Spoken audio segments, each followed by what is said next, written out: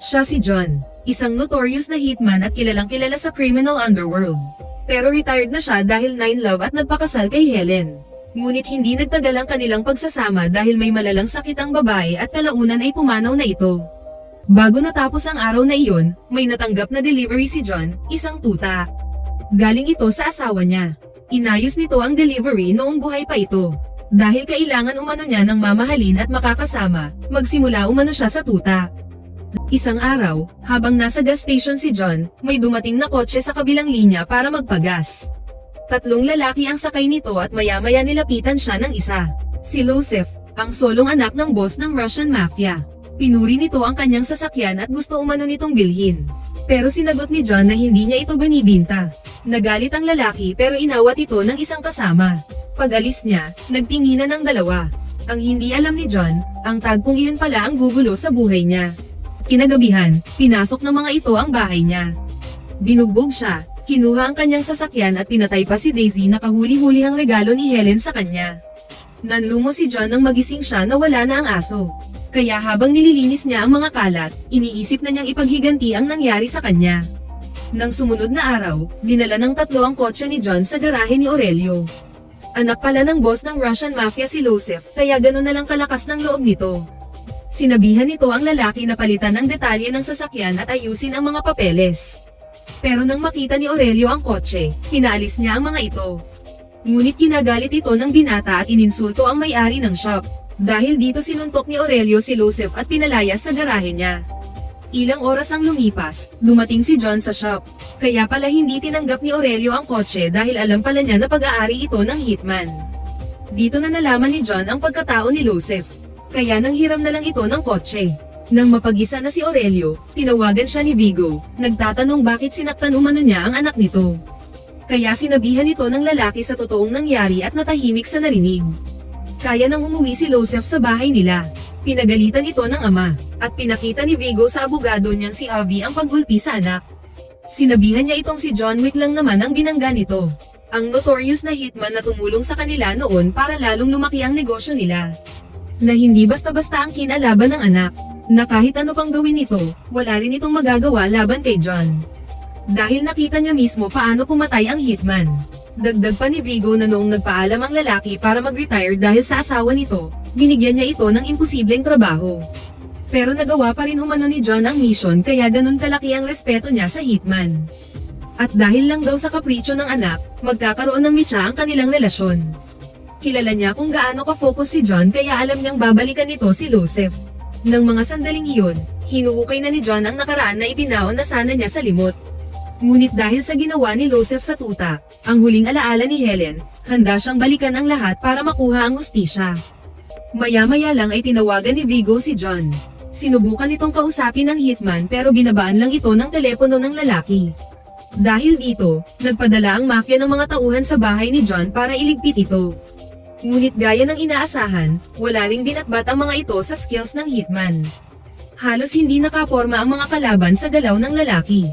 Pasimple lang nitong itinumba ang mga ito.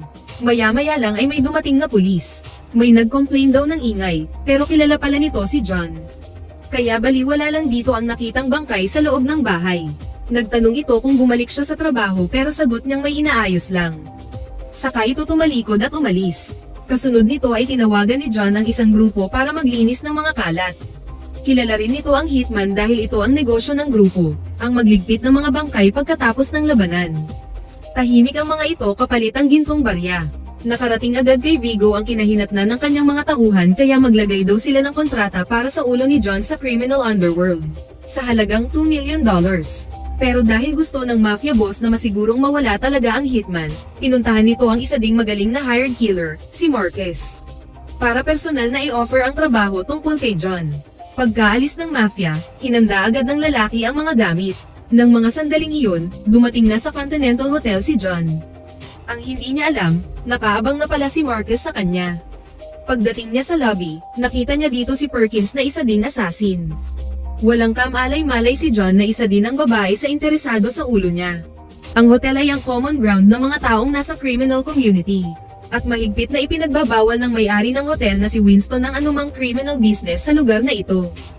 Kasunod nito ay bumaba siya sa basement para makipagkita kay Winston. Medyo nagulat ito nang makita ang hitman. Sinabi lang ni John na bumibisita lang siya pero alam ng negosyante na hindi simpleng bisita ang sadya niya.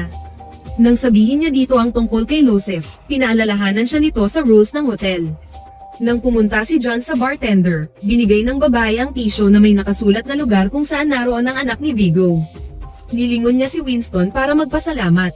Nakarating na din sa mafia kung saan naka-check-in ang notorious hired killer. Alam nito ang rules ni Winston kaya sabi nitong doble ang reward kung mapatay si John sa loob ng hotel. Sigurado siya na marami ang bodyguard ni Joseph kaya kailangan din niya ang proteksyon sa sarili.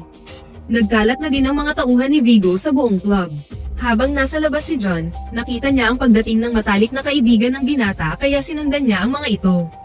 Kilala niya ang gwardya sa labas at para hindi na madamay, pinauwi na niya ang lalaki. Sa loob ng sauna, lasing na ang grupo ni Joseph.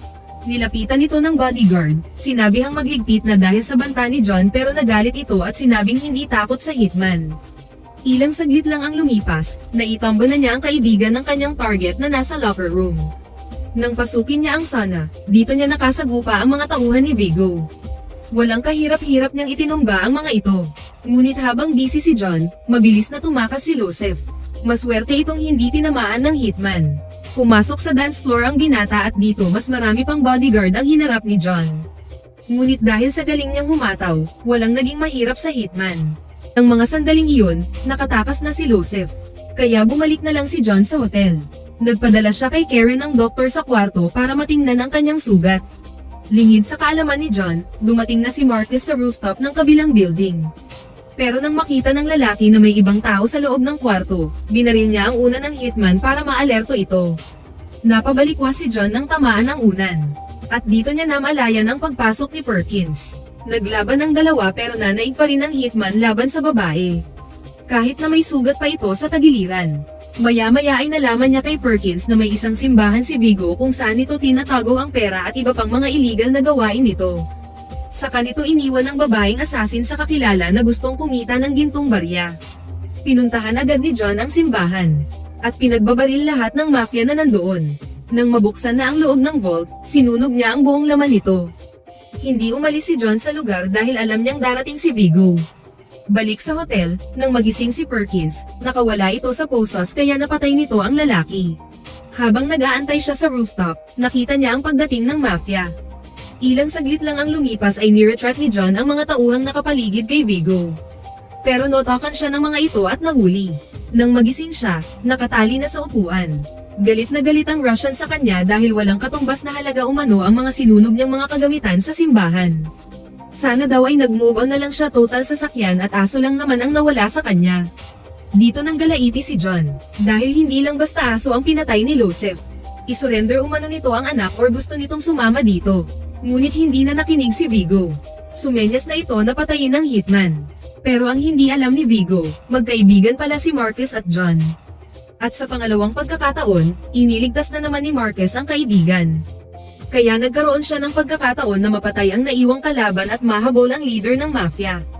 Alam ni Vigo na hindi titigil si John kaya sinabi na rin ito kung nasaan ang anak niya kapalit ang sariling buhay. Paglipas ng ilang oras, tahimik na dumating ang hitman sa hideout ni Joseph. Isa-isa nitong tinira ang mga tauhan sa paligid. At walang kahirap-hirap nitong pinatay ang anak ng mafia.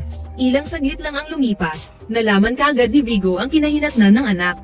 Nang sumunod na araw, nagkita si John at Marcus. Pinag-usapan nila sandali ang mga nangyari. Ang hindi alam ng dalawa, sinundan pala sila ni Perkins. At nagsumbong ang babae sa mafia boss. Kaya kinagabihan, tinorture ni Vigo si Marcus bago ito pinatay. Dahil kung hindi lang umano ito nagtraidor, buhay pa raw sana si Joseph. Pagkatapos mapatay ang assassin, tinawagan ni Vigo si John at pinaalam dito ang ginawa nito sa kaibigan. Mabilis na bumalik si John sa bahay ni Marcus. Ngunit wala na itong buhay ng datnan niya. Maya-maya ay nakatanggap siya ng tawag galing kay Winston. Napaalis na umano si Vigo sakay ng helicopter nito. Sa kabilang banda, kinausap ng negosyante si Perkins para ipaalam dito na hindi na ito membro sa Continental dahil sa paglabag nito sa rules na walang criminal business na gagawin sa hotel. Saka ito tinamba ng mga tauhan. Kasunod nito ay nakahabol na si John sa port kung saan maglanding ang helicopter ni Vigo. Nakipaghabulan at nakipagbarilan siya sa mga ito. Lumabas na naman ang skills ng hitman at mabilis lang nitong na-eliminate ang mga tauhan ng mafia. Hanggang silang dalawa na lang ang natira. Naglabas ng patalim si Vigo at sadyang sinaksak ni John ang sarili. Pero nasaksak din ito ang mafia sa balikat. Bago sila naghiwalay, sinabihan nila ang isa't isa na magkikita pa silang muli. Tumalikod na siya at iniwan si Vigo. Pero nakailang hakbang lang si John, bumagsak na rin siya.